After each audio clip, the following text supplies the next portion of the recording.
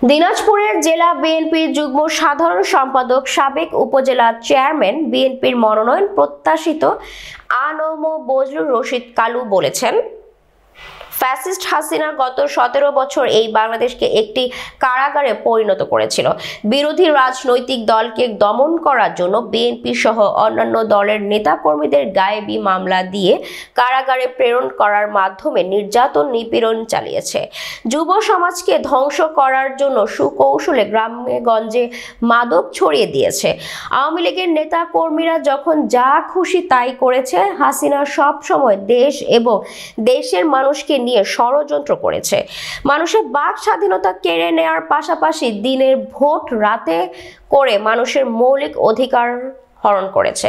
গত 30 ডিসেম্বর সোমবার দিবাগত রাতে দিনাজপুরের বিরল উপজেলার রঘুনাথপুর গ্রামে মঙ্গলপুর স্বেচ্ছাসেবী সংগঠন আয়োজিত নাইট ক্রিকেট টুর্নামেন্ট এর উদ্বোধনী অনুষ্ঠানে প্রধান অতিথির বক্তব্য তিনি একথা বলেন। মোহাম্মদ মাজিদুর রহমানের সভাপতিত্বে অনুষ্ঠানে বিশেষ অতিথি ছিলেন 9 নং মঙ্গলপুর ইউনিয়নের চেয়ারম্যান আবুল কাশেম ও ইউপি সদস্য মোহাম্মদ একরামুল ইসলাম। এই হাসিনা এই 17 বছর 16 বছর বাংলাদেশকে একটি কারাগারে পরিণত করেছে। কৌশলে গ্রামে গঞ্জে যেখানে সেখানে মাদক ছড়িয়ে দিয়েছে, যেন যুব সমাজরা মাদক গ্রহণ করে তারা তাদের জীবন ধ্বংস করে দেন। আওয়ামী লীগের নেতাকর্মীরা যখন যা ইচ্ছা তাই করেছে। হাসিনা সবসময় এই দেশের মানুষকে নিয়ে এই দেশটাকে নিয়ে ষড়যন্ত্র করেছে।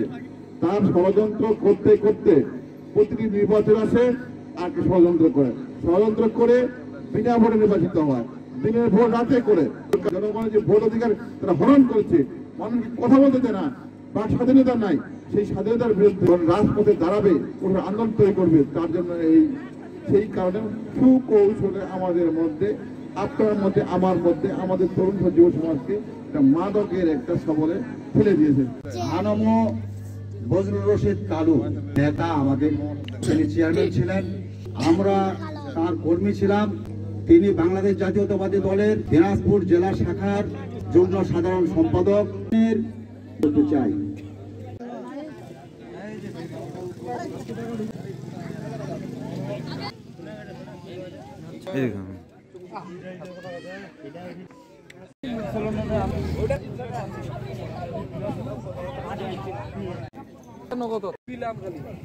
দাওয়াত